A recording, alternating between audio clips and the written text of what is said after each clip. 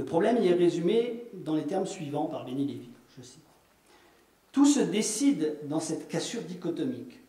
On sépare le soin humain du troupeau humain et le soin divin.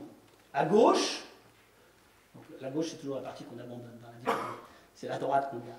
À gauche, autorité du théos, une théocratie proprement dite. Et à droite, une anthropocratie, pouvoir de l'homme si vous voulez, pour désigner par là un genre en deçà de toute typologie des espèces politiques, c'est-à-dire avant les distinctions, monarchie, démocratie, aristocratie, etc. Anthropocratie. Dans le langage des lois, le dialogue de Platon, à gauche, un espace où l'homme est la mesure de toute chose. Or, voilà ce qui nous retient. Cette décision de cassure, la cassure dichotomique, est remise en question. Alors, on l'a vu, bien que la figure du pasteur soit écartée, Platon ne peut se résoudre à abandonner l'idée du politique comme savoir des singularités, comme savoir lié aux soucis de chacun. Cette hésitation, Benny Lévy montre qu'on la retrouve à l'identique dans Du contrat social de Jean-Jacques Rousseau, justement autour de la figure du pasteur, telle qu'au dire de Philon d'Alexandrie, Caligula la reprenait tyranniquement à son compte afin de justifier sa domination absolue sur les hommes. Le pasteur doit être un dieu, mais n'est qu'un homme. Voilà la difficulté sur laquelle bute le logos platonicien.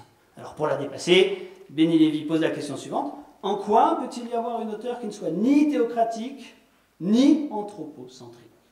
Et à partir d'un passage du Midrash, il suggère une réponse à cette question. Le Midrash porte sur un verset de l'Exode, 3.1, enfin, sur un morceau de ce verset, qui commence, donc le verset commence de la façon suivante. Ou Moshe aya rohe, donc qu'on peut traduire par et Moïse était pasteur. Bon, le verset continue, mais enfin, et Moïse était pasteur. Pour commenter ce verset de sa manière très imagée, le Midrash se déploie en 3 moments que je résume très très rapidement ici et que Benny Lévy met en relation avec chacune des scansions du mythe du politique.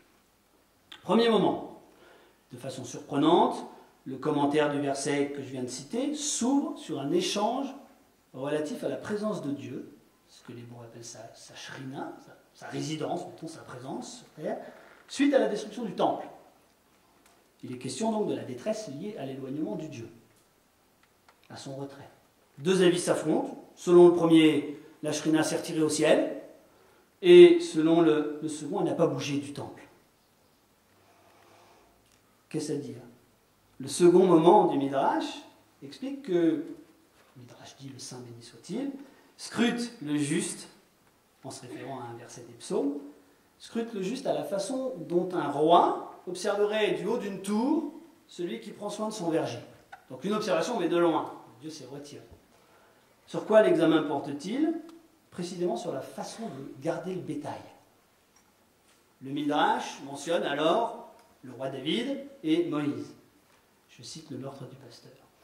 Le fait que la shrina, donc la présence, la résidence de Dieu, déserte le temple, est le moment de crise. En écho, les dieux lâchent le gouvernail dans le mythe grec. Mais le déplacement du divin fait trace. Il forge un mot, iconocratie, donc pouvoir de la trace. Si la shrina se déplace en haut, elle continue d'éprouver en bas le juste, en particulier le pasteur, David et Moïse. Et la troisième partie du Midrash donc montre comment le juste, Moïse, garde son troupeau. Ou plutôt, le troupeau de son beau-frère, Yitro, en prêtant attention au moindre chevreau égal. Je vais terminer en lisant un petit passage du Midrash et en disant 2 mots. Donc la traduction qu'en donne Benny Lévy. Nos maîtres ont dit, quand Moïse faisait paître le bétail de Jéthro dans le désert, un chevreau s'enfuit, et Moïse le poursuivit en courant jusqu'à ce qu'il arriva en un lieu verdoyant. Une fois arrivé au lieu verdoyant, le chevreau se trouva un bassin d'eau, et il se mit à boire. Et quand Moïse le rejoint, il lui dit, je ne savais pas que c'était l'épuisement et la soif qui t'ont fait courir. Il le mit sur son épaule et se mit en route. Alors, le saint béni soit-il lui dit, tu as de la miséricorde pour faire paître le bétail d'un être de chair et de sang, tu vas donc faire paître mon bétail. Voilà pourquoi il est écrit, Moïse était en train de paître le bétail. Donc, quelques mots. Le pasteur, c'est un homme. Le troupeau, c'est aussi bien celui d'Yitro, le beau-frère de Moïse, qu'Israël lui-même. Si Caligula distinguait 3 catégories ontologiques, l'animal, l'homme, le Dieu, le Midrash, selon Beni Lévi, ne compte que jusqu'à 2. Le troupeau, animal ou humain, et Dieu.